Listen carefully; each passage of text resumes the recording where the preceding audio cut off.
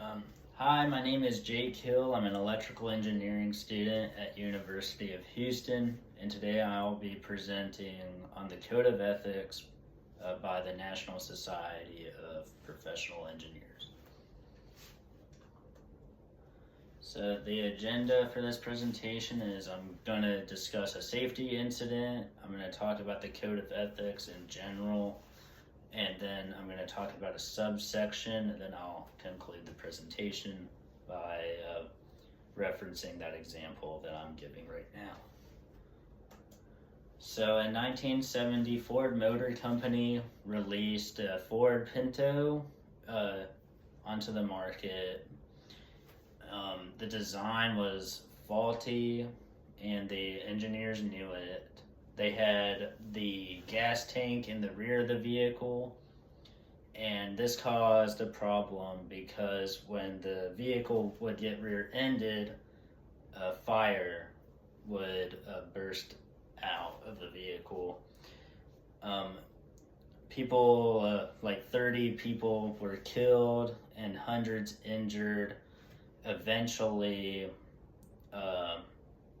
Ford Motor Company was prosecuted for it and indicted. The reason why this is a violation of engineering ethics is because the engineers knew that this design was faulty and they reported it to Ford Motor Company, which Ford Motor Company in turn, put pressure on the engineers to approve the design even though they knew it was faulty. So the National Society of Professional Engineers came about in 1934 to discuss the non-technical issues that professional engineers face. One of these issues is the Code of Ethics, and especially at the time there was not a state board oversight for professional engineers, and so they wanted to lay the framework for that, and that is the Code of Ethics. So the specific subsection I'm discussing is the engineer shall paramount the safety, health, and welfare of the public. So if as an engineer, if you decide something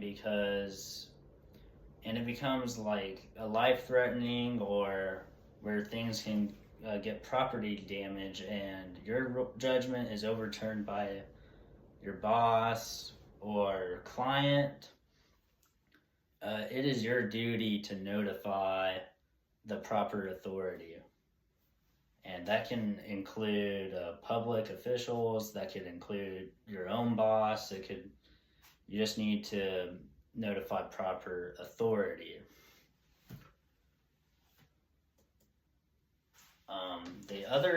Another standard is that you only approve documents where the engineering conforms to the applicable standards of what you are designing. You also do not reveal information. This is, of course, overturned if it violates the Code of Ethics and you do need to notify someone. You also should not associate with firms or persons that you believe are engaging in fraudulent activity in their enterprise.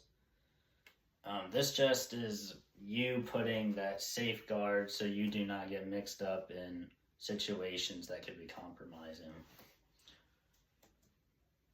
You do not aid or abet in engineering that is not licensed. So you do not help those that do not have a PE license, and you do not give them basically your stamp-to-stamp documents without that license. And you report to the proper authorities, like I was saying. All of those things, they help keep you to keep the public in mind and keep the public safe, just like that statute states.